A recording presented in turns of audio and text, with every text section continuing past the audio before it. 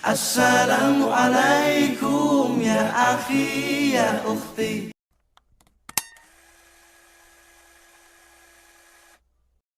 Baik, kepada Ustaz, kami persilahkan dengan segala hormat. Assalamualaikum warahmatullahi wabarakatuh. Alhamdulillahilladzi an'ama 'alaina bi ni'matil wal islam. Asyhadu an la ilaha illallah wahdahu la syarika lahu wa asyhadu anna Muhammadan 'abduhu wa rasuluhu la nabiyya ba'dahu. Allahumma shalli wa sallim 'ala nabiyyina Muhammad wa 'ala alihi wa sahbihi ajma'in wa man tabi'ahum bi ihsan ila yaumil din. Orang-orang kita, saudara-saudaraku, anak kita yang saya hormati, saya muliakan, yang terhormat Allah Subhanahu wa Ta'ala. Mari bersyukur kepada Allah Azza wa Jalla yang hidayahnya yang senantiasa memberikan kepada kita. Salat dan salam semoga terus-menerus berada atas Nabi dan Rasulnya yang mulia, yakni Rasulullah Muhammad sallallahu alaihi wasallam. Tidak ada dari ini dan tidak ada dari beliau sampai. Orang kita boleh saudara dengan Allah Subhanahu wa Ta'ala. Kita alhamdulillah beriman sudah. Kita alhamdulillah beribadah sudah. Bahkan sedang berlomba untuk siapa yang paling baik dalam pandangan Allah Subhanahu wa Ta'ala, di sisi Allah Subhanahu wa Ta'ala. Dan semua kita pasti mengharapkan dengan itu agar kita termasuk yang berhak masuk ke dalam jannah, min ahli jannah. Semua kita ingin masuk ke dalam jannah, ingin masuk ke dalam surga Allah Subhanahu wa Ta'ala. Namun apakah kita sudah pantas untuk itu? Sebuah ayat di surat kedua Al-Baqarah ayat 14 ini terjadi kepada generasi awal. Bahkan Rasulullah Muhammad SAW masih hidup. A'udzu billahi minasyaitonir rajim. Bismillahirrahmanirrahim. Am hasibtum an tadkhulul jannah? Apakah kamu mengira bahwa kamu akan masuk ke dalam jannah? Rasanya perihnya.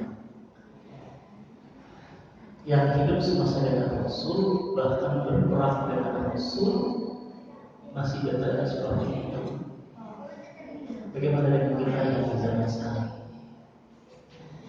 Am hasibtum an tadkhulul jannah? Apakah kamu mengira bahwa kamu itu akan masuk ke dalam jannah? Walamma ya'tikum, dan belum lagi datang kepadamu mastalul ladina khalau min qablikum, perumpamaan, maksudnya perumpamaan cobaan ujian-ujian atas orang-orang yang terdahulu sebelum kamu. Apa cobaan, apa ujian, apa yang menimpa kepada mereka? Masatul bangsa, mereka ditimpa malapetaka. Malapetaka ini peristiwa yang mengerikan, peristiwa yang mengejutkan, peristiwa yang luar biasa. Imam Ibn Mas'ud, Imam Ibn Abbas, Al-Aliyah, Imam Mujahid, Sa'id bin Jubair, Murrah Al-Hamdani, Al-Hasan Al-Basri, Abu Qatadah, Imam Al-Bahaq, Rabi' bin Anas, Imam As-Siddi, dan Imam Qadir bin Hayyan. Al-Baqsa itu dimaknai dengan kefakiran. Jadi kalau kita pahami, apakah kamu mengira bahwa kamu akan masuk ke dalam jannah? Padahal belum lagi datang kepadanya. Seperti yang menimpa orang-orang sebelum kamu, umat-umat sebelum mereka ditimpa malapetaka. Dan besar malapetaka adalah fakir. Bapak dan saudara, fakir ini adalah level tersusah di dalam yang kita tidak boleh melupakan atau melalaikan mereka. Kita tidak boleh meninggalkan mereka. Beriman, beribadah, fakir.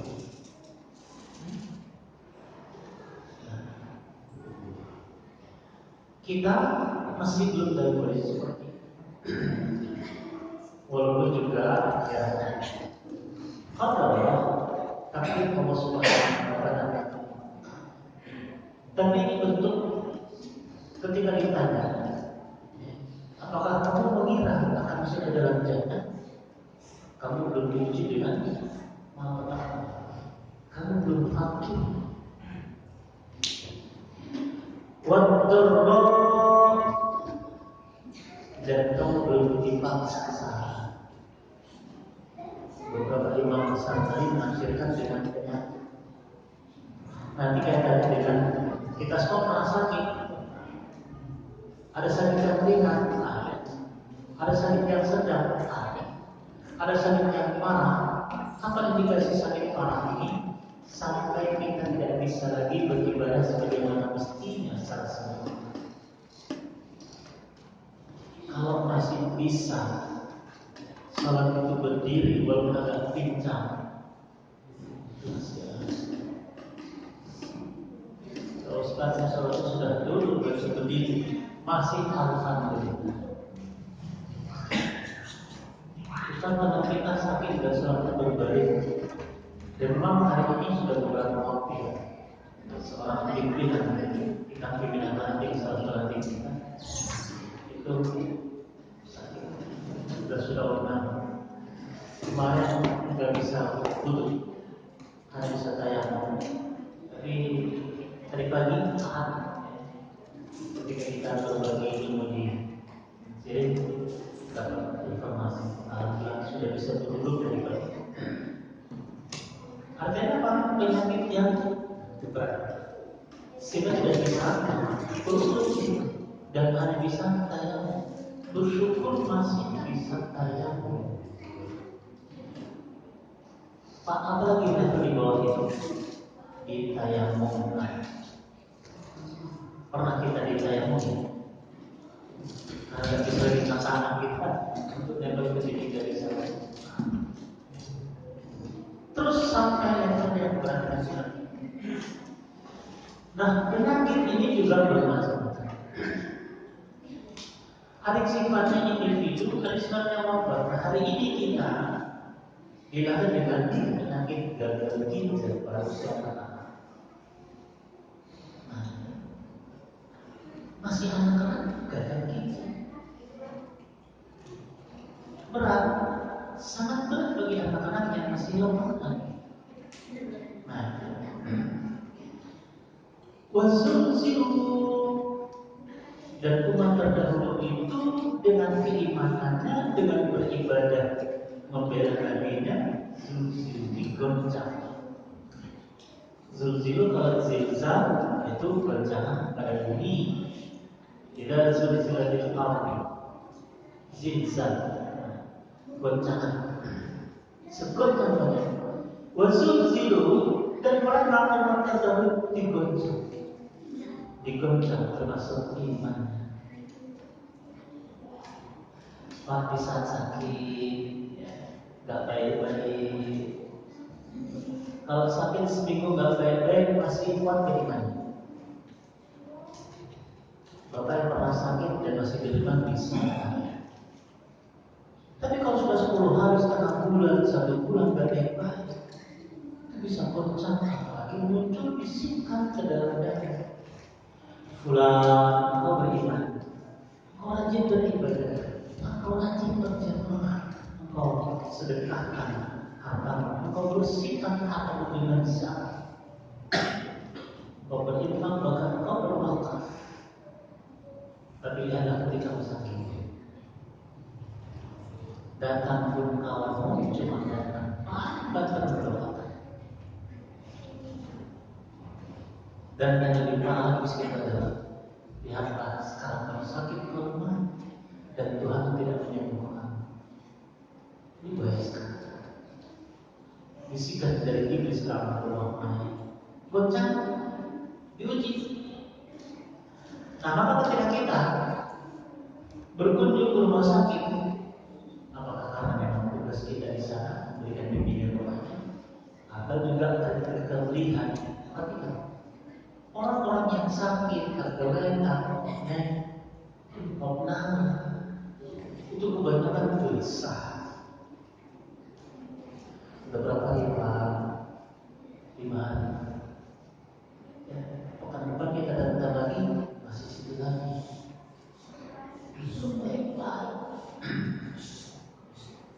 Dan ini adalah luar biasa.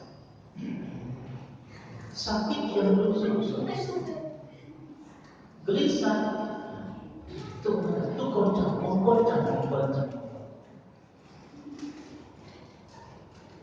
Dan ketika Bapak diuji, satu hari belum ada rezeki yang hadir. Bapak yang jualan belum ada rezeki, yang bertani menanam, pas pulang waktunya akan dipetik duluan orang yang memetik. Itu coba goncang. Nah, hatta yaqul Rasul walladzina amanu ma'ahu, berkata, berdoa, menjeritlah, bisa dikatakan seperti itu. Menjeritlah Rasul, berdoa Rasul, berkata Rasul, dan orang-orang beriman bersama dengan Rasul. Apa yang mereka bilang? Maka Rasulullah, kapan datang pertolongan?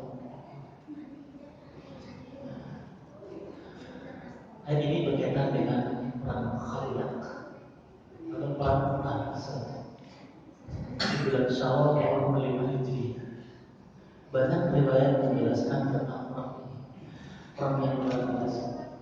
Dikatakan Khandaq karena umat Islam membuat parit. Parit itu lebarnya lebih 5 meter dalam satu riwayat disebutkan, dan dalamnya lebih 3 meter. Kenapa dibuat parit? Karena dikatakan di Ahzab itu artinya sekutu, golongan sekutu. Siapa? Yahudi Madinah, Yahudi Al-Fatah, dari Bani Nasir lagi, Bani Nadir, juga nanti pasukan kafir Quraisy dari Roma.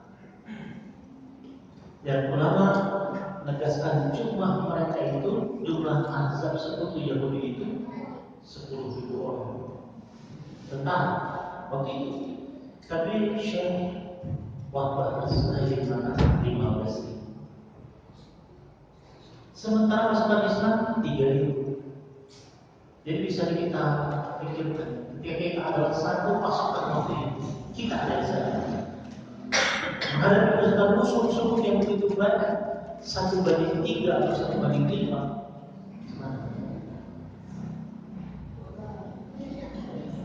Hidup dengan Rasul, ikut berperang dengan Rasul, tapi dengan musuh yang begitu banyak pada saudara. Sekarang ini kan sudah tidak dipungkiri lagi. Orang menang karena apa? Menang banyak. Menang karena jumlahnya dari mungkin sudah menggali parit, dan bahkan disebutkan dan menggali parit Khandaq itu 3 hari Rasul dan tentara sangat makan. Dia kata Allah berkuat ini. Belum lagi ketemu dengan tanah yang keras, tidak bisa dipukul, dihancurkan. Ketemu dengan batu yang keras, yang bisa dipukul, tidak kepada Allah bisa, dan Rasul ikut menggali, Rasul ikut memukul balik. Setelah perang, melihat musuh yang banyak itu, tapi satu hal yang mengejutkan, pasukan kafir Quraisy dari Mekah dipimpin oleh Abu Sufyan. Ini tahun 5 Hijriah, beda dengan tahun 10 Hijriah.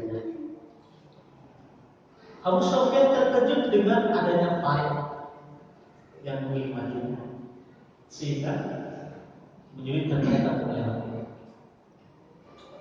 Dan kalau pasukan berkuda melompati itu banyak yang jatuh karena 5 meter lebih naik. Dan ketika pasukan dengan berkuda jatuh ke tanah itu, pasukan Islam ingin mana saja.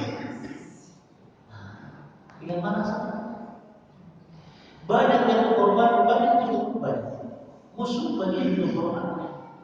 Dan pasukan Islam juga banyak yang sehingga muncul keluhan. Muncul keluhan mengadu kepada Rasulullah. Ini sebagai sadari Khabbab bin Al-A'rab. Sampai dia mengatakan kepada Rasul, ya Rasulullah, wahai utusan Muhammad Rasulullah sallallahu alaihi wasallam, tastansiruna. Mengapa kau tidak minta tolong kita? Ala nad'u Allah lana. Mengapa kau tidak berdoa kepada Allah untuk kita ya Rasul? Bapak, kalau sudah seperti itu, artinya ini mewakili pasukan yang hampir-hampir putus asa. Sampai seperti itu. Tapi setelah saya, kenapa Rasul memang tidak minta tolong, tidak berdoa kepada Allah Subhanahu wa Ta'ala? Dimana kita di surat Al-Ahzab ayat 9 dijelaskan di sana. Allah kirim bantuan dan apa? Angin putih menerbangkan pasir sehingga pasukan Islam tidak nampak oleh musuh. Ketika terjadi seperti itu, ada yang ngomong kepada Nabi, ala tastansiruna, ala nad'u Allah lana. Seperti itu, apa berkata atau Rasulullah sallallahu alaihi wasallam menjelaskan. Apa kata Rasul? Inna sesungguhnya maka orang sebelum kalian, ada orang sebelum kalian, maksudnya generasi kedua Nabi terdahulu.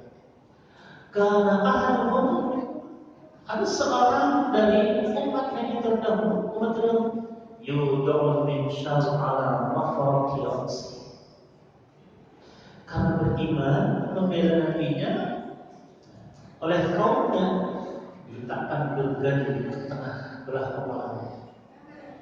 Fayahtusu ila qadamih, maka digergaji habis sampai ke kedua belah kaki, terbelah jadi dua.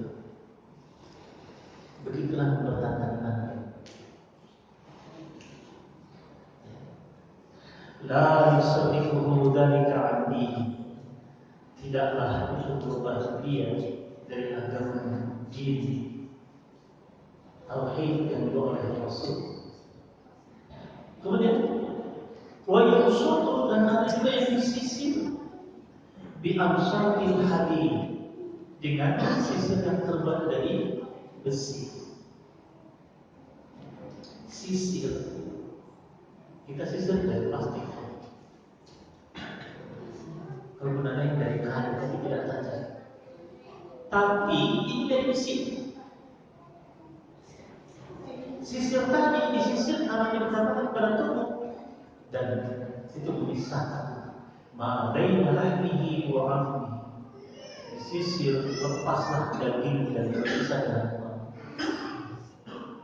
Bukan hanya malah tubuh, ditancapkan sisir, ditarik, berpisah daging dan tulang.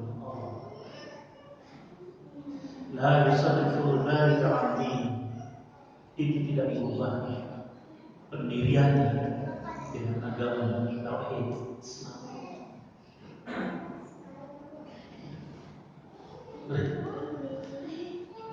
Bagaimana dengan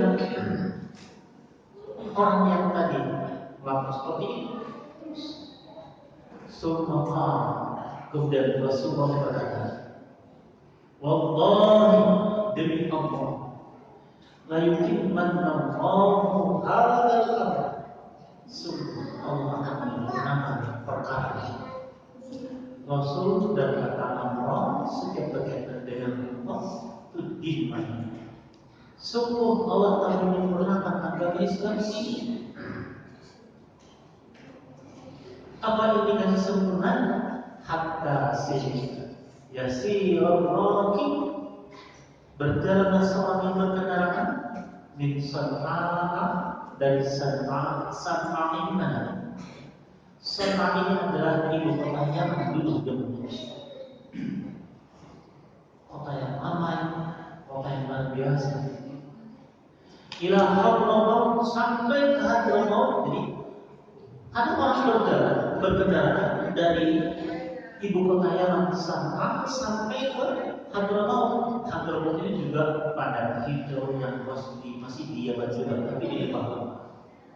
Ibaratnya dari kota sampai ke lembah yang jauh itu, la yakhaf, orang yang berkendaraan dari belakang. Kalau zaman dahulu takutnya bagus. Apa kendaraannya? Apa tantangannya? Satu perahu, dua penyelam. Habis itu tuh. Zaman kita sekarang lah, beda. Nyaman, ada yang nyaman. Ketika kejadian, tidak nyaman. Kalau zaman dulu ancaman, si orang takut mengadakan perjalanan. Saya terus katakan, la yutimman Allahu hadzal. Sungguh Allah akan menyempurnakan agama. Sehingga ketika berjalan seorang berkendaraan dari San'a sampai ke Hadramaut, la yakhafu, mereka tidak ada rasa takut sedikit pun. Kenapa? Karena Islam sudah berkembang di sana, Islam sudah di sana, dan kehidupan sudah di sana. Ya. Inna Allah, kecuali mereka hanya takut kepada Allah. Takut dengan takdir Allah, takut dengan Allah Subhanahu wa Ta'ala. Makanya orang yang mengadakan sampel itu orang yang memerlukan pertolongan Allah. Wajibah, dan mereka tidak takut kecuali kepada singa. Apa dengan singa? Allah berani, singa itu akan menerang kami kelikanya. Sehingga perjalanan mereka dirampas oleh singa-singa. Walakin lakum, kata Rasulullah SAW, dan katakan kalian kaum tasda'un, kalian kaum yang sudah tergesa-gesa, takut dengan perang yang sedang terjadi. Kenapa? Melihat musuh yang luar biasa, banyak korban, sudah banyak berkelimpahan, muncul takut. Itu termasuk tergesa-gesa. Maksud Rasul, kalaupun kita dalam kondisi diuji, dicoba, diguncang lagi, sampai meneriakkan, maka Rasulullah, kapan pertolongan datang? Sabarlah, bertahanlah, tetaplah di baris ini. Nah, ketika kita sakit dari itu sendiri, anak isolasi umat sendiri, bisa kita bertahan ketika banyak bisikan, banyak berita. Wah, kau sudah isolasi 30% lagi kemudian macam ulasan berita kita dapat. Memang masih ada ketika itu. Kalau belum ngajar, iya.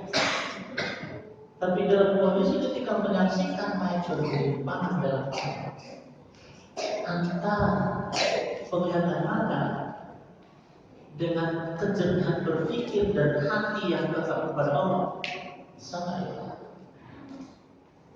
Kalau itu terjadi pada kita, Mungkin banyak juga yang lari. Nah, maka kata Rasul, walakinnakum qaumun tastaqim, tergesa-gesa. Tetaplah bertahan, tetaplah istiqamah, tetaplah swasana.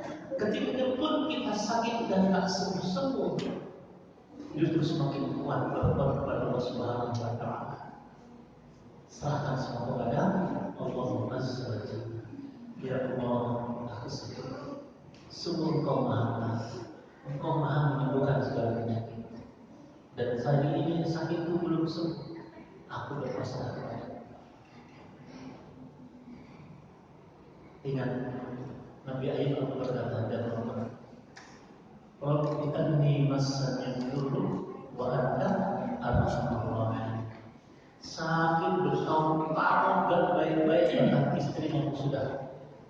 Tapi wa anta dan engkau ya Allah arhamur rahimin. Engkau yang paling penas dari saya. Tetap mengaturnya. Jadi ketika pun kita sakit di sana ada rahmat dari Allah Subhanahu wa Ta'ala. Nah, ala inna sesungguhnya nasrullah qarib. Pertolongan Allah itu sebentar, sudah dekat. Mengapa bertahan? Dan ketika kita mengambil berangan ketika kita sakit itu, bisikan-bisikan dari musuh kita diserahkan semua. Justru kita balas dengan doa, Rabbi tsabbit qalbi ala dinik. Ya Tuhan, kokohkan hatiku padamu, tancapkan, kuatkan hatiku padamu. Justru kita semakin tawakal kepada Allah Subhanahu. Jadi apapun tantangan yang kita hadapi, cobaan yang kita hadapi, baik pada kita, keluarga kita, saudara kita, menguatkan. Kalau menguatkan pada diri sendiri, mudah-mudahan walaupun karena susah, sulit, tapi muncul kepasrahan itu dapat. Dan ketika menguatkan orang lain, menguatkan orang lain, makanya tidak gampang mengajak orang untuk menguatkan. Karena bukan diri yang sakit, adalah dan kalau yang sakit itu sudah menguatkan dirinya, bertahu kepada sembuh itu dari Allah, sehat itu Allah. Dan kalau ia wafat, memang ajal Allah Subhanahu. Dan ketika pun ia sehat, kesembuhan dari Allah Subhanahu wa Ta'ala. Baik, ini saja kita malam hari ini. Insyaallah ya, barakallahu kita semua. Terbiasa kita ada diskusi.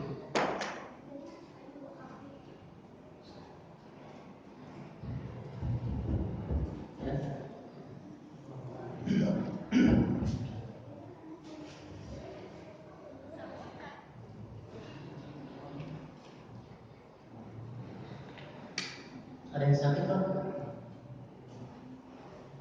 Ada yang sakit?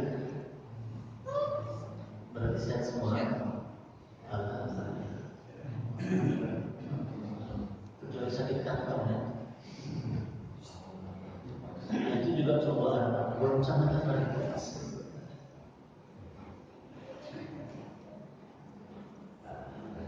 Ya Pak. Misalnya, saya tanya, apa yang kita tanya itu bukan agama Islam. Lagi nanti maju juga tadi pihak apa pihak? Apa boleh kita datang dalam itu? Melayat jenazah yang bukan atau yang non muslim boleh sekedar bahwa kita datang itu untuk menunjukkan kita juga turut berbelasungkawa. Oh boleh. Boleh, tapi ada syaratnya. Yang pertama, tidak mendoakan neng-neng aja. Ya, cuma ada dua bukan habis nangis. Saya mau kembali. Ya, itu Muhammad. Ya? Boleh ya, kita itu menghormati apakah tetangga kita atau kebenaran kita atau tempat kerja kita datang.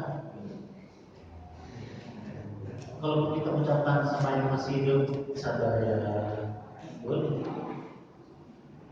Tapi Tapi kata ada itu apapun yang biasanya di rumah kalau rumah bapaknya tidak apa ya, tapi dia kasih rumah ibadah orang itu ramahnya kan kesananya karena dia sekedar itu aja. Kita juga menghormati bahwa dia juga manusia, bukan atau apanya. Berurusan kebaikan keluarganya juga seperti tadi sudah itu boleh, tapi tidak mendoakannya. Kenapa tidak mendoakannya? Tuhannya lain dengan Tuhan kita. Ada apa? Yang kedua, hindarilah hal-hal yang tidak dibolehkan ketika kita sudah benar memberi berbeda dengan mereka. Contohnya apa? Ya, yang tidak dibolehkan nangis. Nangisnya itu meraung-raung. Yang muslim saja wafat kita nggak boleh, apalagi yang tidak muslim. Mukul-mukul diri itu berlebihan, apalagi guling-guling pakai baju mengharapkan dapat baju baru, jangan. Nggak usah. Yang sesama itu tidak boleh guling. Itu bahaya. Jadi kalau sekedar banyak saja